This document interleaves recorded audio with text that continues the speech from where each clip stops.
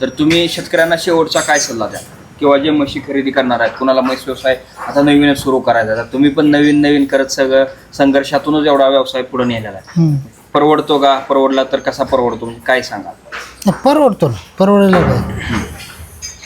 बरेच लोक म्हणतात नुसते शहाणच राहते खाली. नाही ना, ज्यांचं शान राहतं त्यांचं म्हशीवरती लक्ष नाही असं म्हणायचं.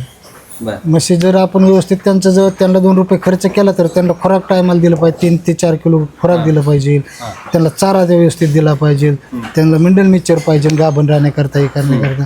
ही समध्या गोष्टी जर त्यांची काळजी आपण घेतली तर 100% त्याच्यामध्ये म्हणजे प्रॉफिट आहे. तर आता तरुणांना ह्या व्यवसायामध्ये येण्यासाठी तुमचा काय सल्ला असेल? तरुणांनी ह्या व्यवसायात येण्यासाठी त्यांनी स्वतःचं भांडवल आणि स्वतः कष्ट करण्याची तयारी, या दोन्ही गोष्टी त्याच्यात जर असेल तर त्यांनी याच्यामध्ये उतरावं.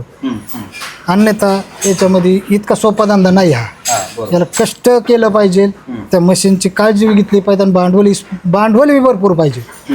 नाहीतर म्हशी 10 म्हशी घ्यायच्या तर मोजकच जर भांडवल असेल तर म्हशी आणल्याच्या नंतर जर म्हशी एखाद्या आजारी पडली किंवा त्याला खुराक टायमावरती नाही आणणं झालं, डेअरीचा पगार पुढं मागं झाला, आपल्याजवळ जर भांडवल नसेल तर आपण म्हणता 2 दिवसांनी आणू. जर त्यांना ती खुराकाची पूर्तता व्यवस्थित नाही झाली किंवा हीक नाही झालं तर ती तोट्यात येऊ शकतो. बरोबर. तर शेतकरी मित्रांनो, तुम्हाला हा व्हिडिओ कसा वाटला ते कमेंटमध्ये नक्की कळवा.